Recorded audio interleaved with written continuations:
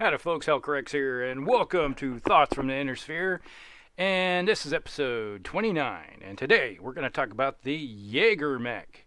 Well, I decided, hey, you got all these commercials on TV showing Pacific Rim, and they got all these Jaegers, so I was like, hey, we got a Jaeger, let's talk about a Jaeger. Now, the Jagermech. Well, it's what you call a mech that... it has a lot of faults.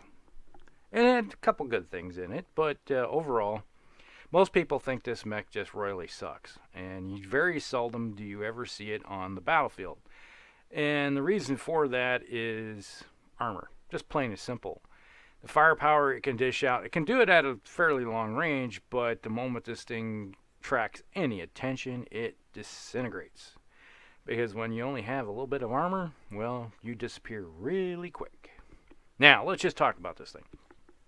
Now, it's 65 tons. It's a 460 mover, so no jets. 10 heat sinks. 96 points of armor.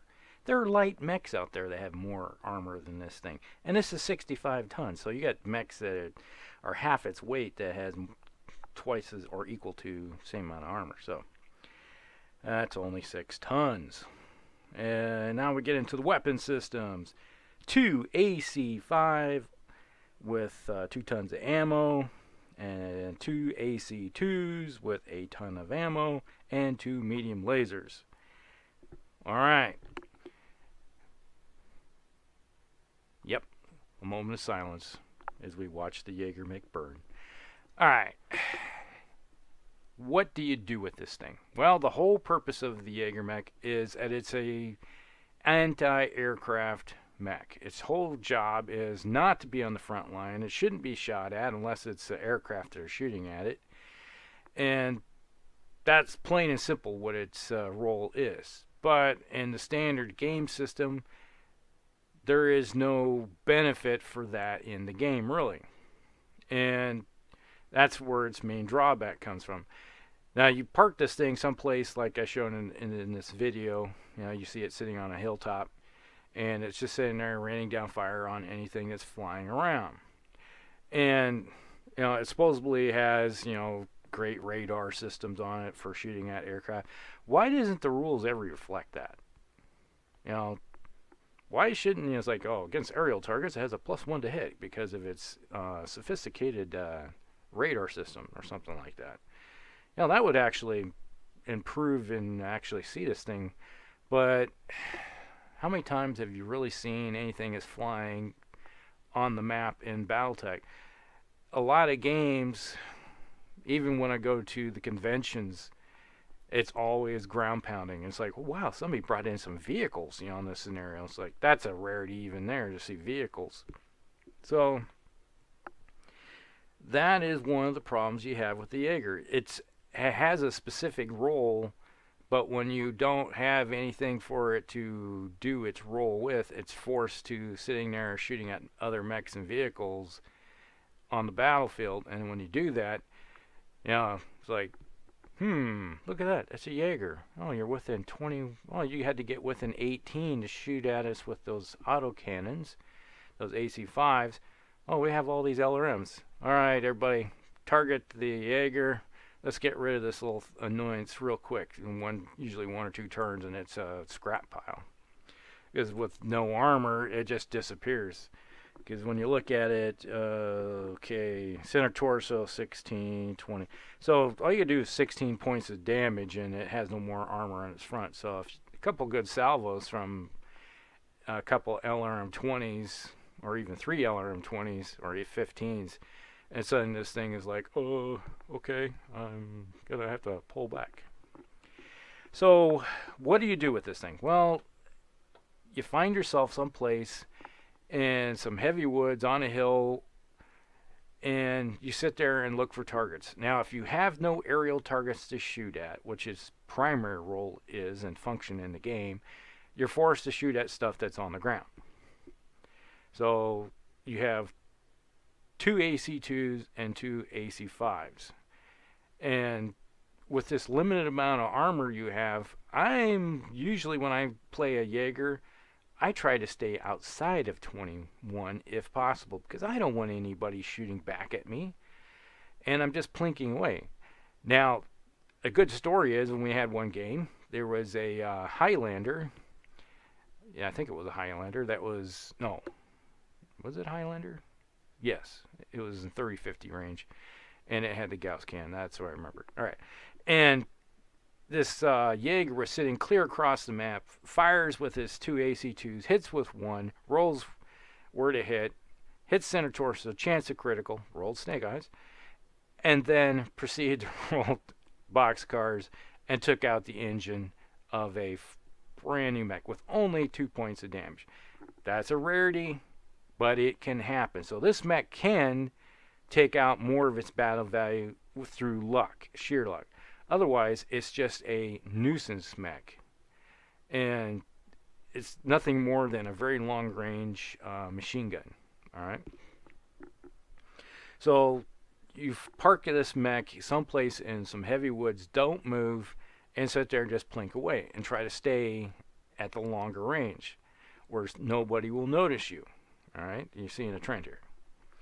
And with the 10 heat sinks, this mech really doesn't have to worry about heating up. You know, it can move and fire all of its auto cannons and still not heat up. So that's just plain and simple. The only time this mech ever worries about heat is when it gets within 9 and you suddenly just engaging with those 2 medium lasers. And if you are engaging with 2 medium lasers with this mech, well, either the scouts have found you and are now harassing you and trying to grind you into the ground because, oh, look, it's just a slow, easy guy that we can peel the armor off real quick and start chewing on its innards. And there something went wrong, okay? Once again, you're shoving this mech into a role it really doesn't succeed at. Okay, now, there's some variants with this mech. Which one was the House Davian one, which takes 2 of those 2 AC5s and replaces them with 2 LRM-15s.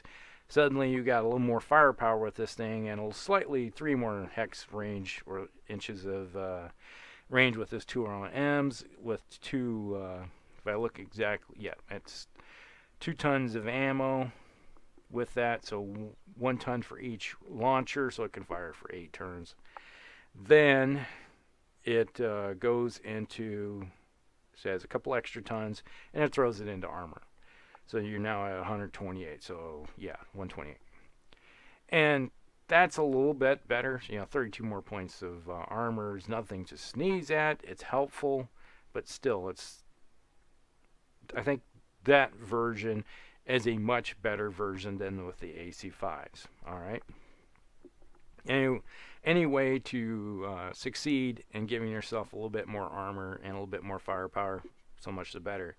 But it still suffers from the lack of armor.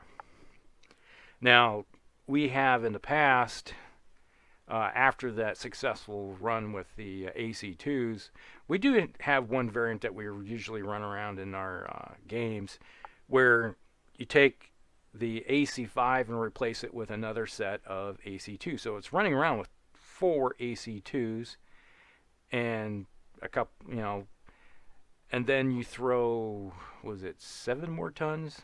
Yeah, I think it's 7 more tons of armor on this thing. So you scrape all that extra tonnage that you had in those autocannons and ammunition, and you throw it straight into armor. And then it can sit on a hilltop someplace and just plink away to its heart's content. Still, you have a maximum of 8 points of damage at range, but, you know, if you can hit with all 4, you're gambling on trying to do some damage there. And then also, if something gets in close, the only time it heats up, it can fire those medium lasers and those auto cannons, and the only time it heats up, you see that's 4, 6, yeah, 10, is movement. All right, so that's not a problem. So there's 2 different variants. One is the Davian version, which is the JS6-A, I think it is, AS. And then there's the what we call the Black Panther version, which is the one with the 4 AC2s. And that's the 7S, as I think what we called it. So that's 2 different versions.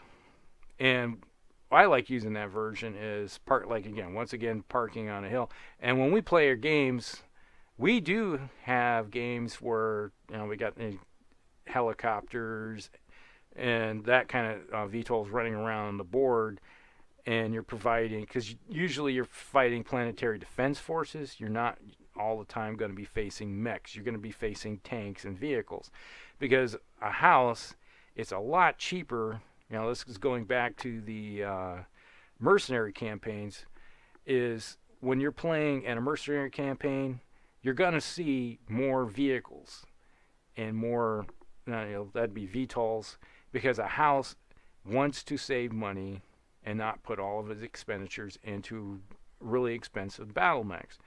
So you can buy a whole platoon of tanks for the price of one battlemech, all right? That's just plain and simple. And you do the math. For the cost of one battalion of battlemechs, you can fit out practically a whole division of armor. What's not to like, okay? And so that's how we play our games. You're going to see probably 2/3 vehicles and 1/3 is going to be some type of mechs. And, that just makes it more interesting in the long run. And this is where the Jaeger will start to excel in its job, is shooting at flying targets. Because let me tell you, a couple AC2s into a VTOL's rotor blades, and suddenly that rotor blade is gone, well, guess what? It's no longer flying. It's going into the turf really hard. And to quote a famous TV show, "Oh, we're still going in," that type of thing. If you can figure out that quote, let me know. All right, that is the Jaeger. It's a good mech if you change it, all right? There's a good version out there, and that is a Davian version. Or you can go with your own slightly varianted version if you're running mercenaries, all right? So take it out there, try it out. Use it in the role it is intended for, not what it's not intended for. Because if you try to shove it's like using a hammer when a scalpel's needed. And most of the time, when you're facing stuff that's flying, use a scalpel. All right? This is Hulkrex, and we'll see you on the next one.